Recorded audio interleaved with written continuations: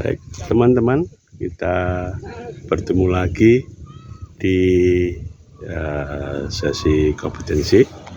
Jadi kali ini saya akan membahas kompetensi yang kelima. Oke, moga Pak. Nggih. Baik, Pak Tenun. Nggih. Ada ngomong ngakan kok kono ra iso ngenjot. Nggih. Culke meneh nyamplung ning Jepang wis ra iso urip. Nggih. Apa dicapani ning ora muni. Culke kono nyamplung tangan bali godhog. Nggih, kawan saya. Teman-teman ya. Jadi kompetensi yang kelima ini mengatakan saya nggak pakai slide lah, karena mungkin saya akan langsung gini. Jadi mengerti interaksi antara empat buah ketergantungan antara sistem, variability, pembelajaran, dan tingkah laku. Mengetahui bagaimana keempat-empatnya saling berhubungan dan saling menentukan satu dengan yang lain. Jadi ada empat buah ini yang sudah saya sampaikan di yang kemarin di slide saya, yaitu satu sisi adalah appreciation for a system, yang berikutnya adalah theory of knowledge, yang berikutnya adalah knowledge about variation dan psikologi. Jadi keempat hal ini saling berhubungan dalam satu konsep. Apresiasi kepada sebuah sistem ya begini, bahwa kita sudah bicara dulu bahwa perusahaan itu adalah sebuah sistem ya akan mempunyai komponen-komponennya, dan masing-masing komponen juga akan saling terkait dan saling berpaut dan akan saling mempengaruhi. Itu sebuah sistem. Jadi tidak bisa hanya bagian produksi aja yang luar biasa, tidak. Itu adalah sebuah sistem. Bahkan terkait ke sistem yang besar lagi, yaitu kepada asosiasi, kepada teritori, bagian dari kabupaten, bagian dari negara. Ya, kemudian di sisi lain adalah theory of knowledge, bahwa pengetahuan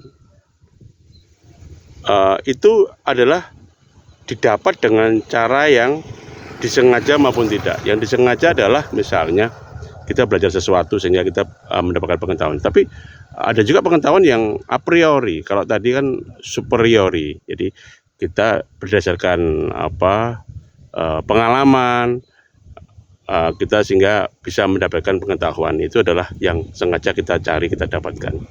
Yang berikutnya adalah pengetahuan tentang variasi, bahwa sebagai seorang pimpinan ya harus tahu bahwa dunia itu bervariasi, sehingga tidak mudah menjudge, tidak mudah memutuskan ini dari ini gitu. Secara simplistik tidak bisa. Memang harus diteliti dengan baik.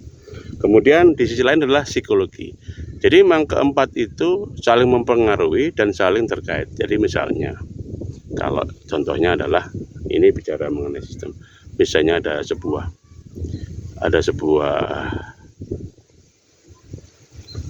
institusi, kemudian terjadi sebuah masalah di institusi tersebut, dan mungkin masalahnya adalah terjadi di barang yang terkirim, adalah kok sampai barang yang jelek terkirim keluar begitu, kok bisa gitu.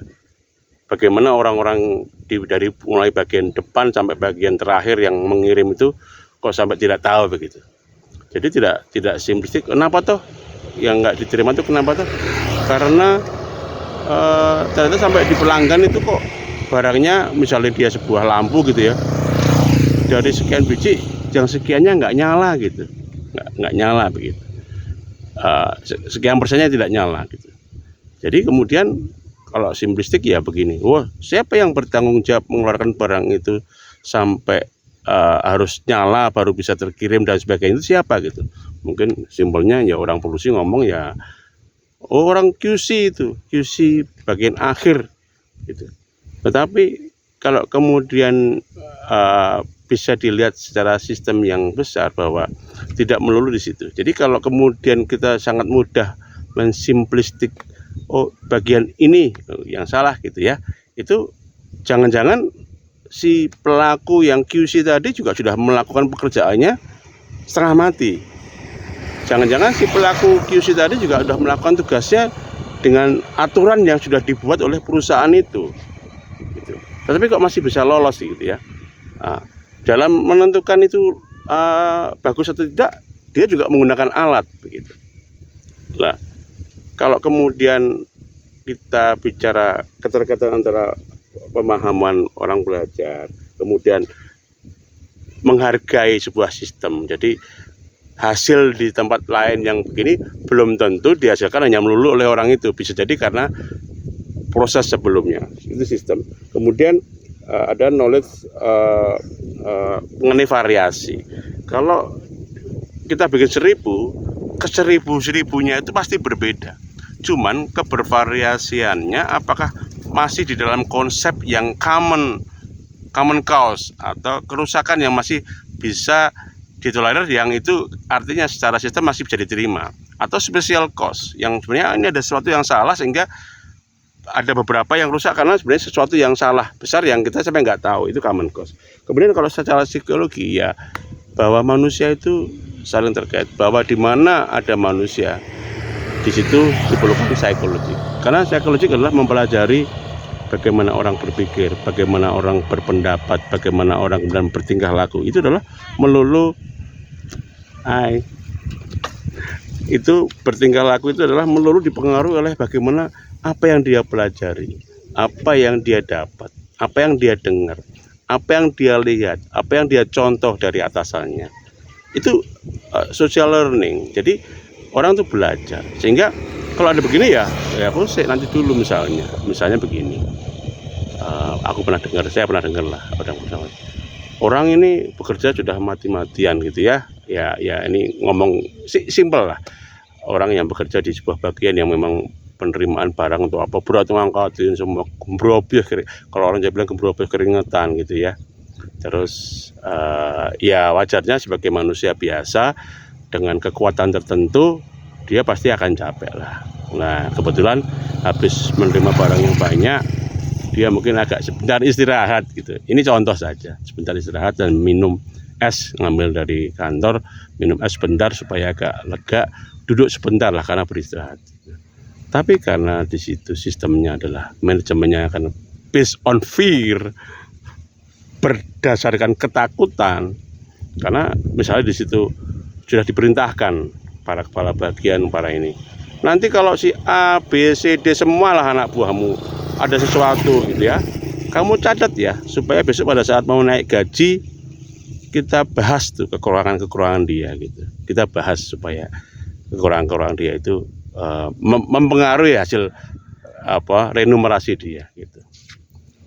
Tapi ya nggak tahu yang kebetulan yang dicatat yang jelek-jeleknya apa juga positifnya gitulah. Tapi sebenarnya mau yang jelek yang positif adalah begini. Di situ sudah diciptakan sebuah sistem yang bukan menghargai manusia, tidak membesarkan manusia, tidak mengkodratkan manusia sebagai sebuah makhluk yang sebagai seorang makhluk yang sebenarnya bisa bertanggung jawab. Nah, kalau kemudian sistem yang dibangun adalah based on fear, ketakutan, mengerikan, itu sebenarnya secara sistem besarnya alam ini, kita ini jahat loh. Saya membuat takut semua orang agar semua orang ngikutin kata-kata saya. Jadi orientasinya sebenarnya bukan jangan-jangan bukan pabrik lagi gitu. Supaya orang takut sama saya, sehingga saya misalnya saya pimpinannya, saya buat takut, sehingga supaya orang takut sama saya, sehingga saya lebih mudah memimpin. Karena mereka takut semua sama saya, kalau saya datang suk gitu, mereka langsung seolah rajin, seolah apa gitu ya. Nah kebetulan ini misalnya dia capek lagi minum, kalau tidak tahu asal usulnya begitu, loh kok kamu kok minum, orang pada kerja kamu anak-anak di situ nongkrong minum gitu, ya jadi salah bisa memang. Tetapi kan kalau kita mengerti bahwa di situ capek, ya kan, lawang saya nggak ngangkat nggak keringatan kok, gitu. Ya saya nggak merasakan bagaimana capeknya dia, yang nggak ngerasain. Wong saya di ruangan AC duduk minum kopi, menerima tamu, makan kue gitu. Jadi kalau gitu kan bukan walk the talk gitu. Aku minta dia rajin gitu kan. Jadi ini tipe-tipe occupation tipe-tipe memanfaatkan sepol-polnya orang yang udah digaji tuh, nggak bisa dia nganggur sebentar gitu untuk bahwa itu beralasan tidak, nggak bisa. Itu model begitu. Sehingga sebenarnya, maaf kalau saya boleh bilang, ini ya tidak memanusiakan manusia, ya kan? Kalau mungkin suatu hari si orang ini digituin sendiri sama orang lain, mungkin dia juga akan baru berasa gitu bahwa kok aku digini banget ya, baru tahu. Tapi kalau pada saat dia sebagai pelaku, dia nggak merasakan. Sehingga inilah maksud saya, sebagai sebuah sistem ada psikologi, ya orang tuh pada saat dia diberi pemahaman yang baik, pada saat dia diberi target yang masuk akal di benak dia dan dia mampu melakukannya, itu orang tertantang. Aku bisa lari 100 meter dalam waktu 1 detik. Diberi tantangan, kamu sekarang jangan 1 detik ya, 0,9 detik gitu. Tantangannya masih bisa dia capai. Ya dia tergerak. Tapi kalau dia hanya bisa lari 10 meter, 100 meter bisa lari 2 menit, diberi tantangan, kamu cuma tak kasih waktu 0,1 detik sekarang. Ya apa tujuannya? Tujuannya supaya aku bisa ngelarin dia, kalau dia nggak mampu, atau apa? Sehingga kalau ini based on fear begini, suatu hari perusahaan ini yang akan kacau. Karena Tuhan sendiri tidak. Tuhan sendiri kan sudah memberikan contoh kan. Ini loh, kamu tak buang ke dunia, tak buang lah yang Tuhan bilang kamu ke dunia. Terus aturannya begini, suka-sukamu lah. Kamu mau apa mau jadi penjahat ya karepmu gitu. Mau jadi apa. Tuhan sendiri bilang begitu loh. Tapi nanti atas apa yang kamu perbuat, kamu bertanggung jawab padaku, kan begitu. Jadi aturan mainnya jelas dan baiklah. Sehingga kalau kita sebagai manusia melangkah itu ya siapalah kita. Jadi di dalam ini adalah mengetahui bagaimana orang mengetahui bagaimana interaksi antara bagaimana orang belajar, bagaimana orang mengerti sebuah sistem kedekatan antara satu dengan yang lain, tidak melulu hanya orang ada satu titik aja menggampangin. Jadi sebenarnya kalau orang mencari gampangnya gitu ya dia hanya meringankan kerjaan dia supaya dia nggak repot. Tapi sebenarnya yang terjadi bukan di situ, itu yang masalahnya. Kalau yang di situ ya nggak apa-apa, tapi kalau ternyata bukan di situ yang terjadi kan bahaya, kan melenceng dari tujuan semula, gitu ya. Biar dia gampang aja, biar takut, biar dia mudah, biar dia efektif dilihat oleh atasannya bahwa dia berhasil memimpin. Tapi memimpin with fear, suatu hari ya bisa meledak gitu, mengerikan, gitu ya. Terus kemudian ada psikologi, ya harus paham orang, ya kan? Ya teposliro, ya kan? Kalau di sini ya jangan begitu. Tapi artinya sebagai pemimpin ya makanya kasanahnya harus meluas, nggak buru-buru, nggak sebagainya, itu ya. Kemudian mengenai variasi, ya, mengenai variasi, itulah yang 4 itu terkait. Sehingga kalau kita sebagai pimpinan ini, Mr. Deming yang bilang bahwa kita harus mengerti keterhubungan antara 4 bagian tadi dan bagaimana kemudian satu dan lainnya saling mempengaruhi, dan bagaimana manusia tadi ya seperti itu. Jadi kadang-kadang katakanlah tadi, oh ya biar efektif ya aku bikin takut aja. Aku SP1, SP2, SP3 saatnya besok ada mau ini, kamu tak kurangin dulu gitu. But sebentar, kemudian kalau anak buahnya melaporkan ini, ada nggak unsur suka dan tidak suka di situ? Ada nggak unsur grup di situ? Ada nggak unsur geng di situ? Sehingga sudah nggak objektif. Jadi sasarannya bukan perusahaan lagi sebenarnya, hanya kepuasan para kacung-kacung yang mungkin dari atas. Kalau misalnya ini bukan pemilik gitu ya, kacung-kacung dari atas ini supaya lebih gampang bekerja, tapi sebenarnya sudah menelantarkan atau underestimate, ya kan? Good to hell your skill gitu. Lalu sebenarnya ya itu adalah proses yang dia dapat sampai dia ahli, itu adalah setengah mati. Sehingga begitu ya terkait. Jadi kali ini aku nggak pakai slide, tapi langsung penjelasannya di kompetensi yang nomor 5 itu adalah melalui gini aja, sambil di udara luar, something new. Baik, begitu, itulah pemahaman keterkaitan antara 4 bagian tadi. 4 bagian tadi itu dibilang oleh sistem inilah system of profound knowledge, sebuah sistem yang sangat dipahami mendalam mengenai bagaimana memimpin tadi. Jadi kayak tadi, nggak sesimpel itu, manusia, ilmu, kelakuan, sama sistem, itu saling terkait dan itu tidak bisa dipatahkan. Jadi tolong berhati-hati dalam konsep ini, tidak simplistis, tidak gampangnya aja, gampangnya buat dia tapi mungkin membahayakan perusahaan dan membahayakan banyak orang, ya kan? Jadi kata orang Sunda bilang, aku pernah punya teman, di atas langit masih ada langit. So just afraid of God. Oke, terima kasih.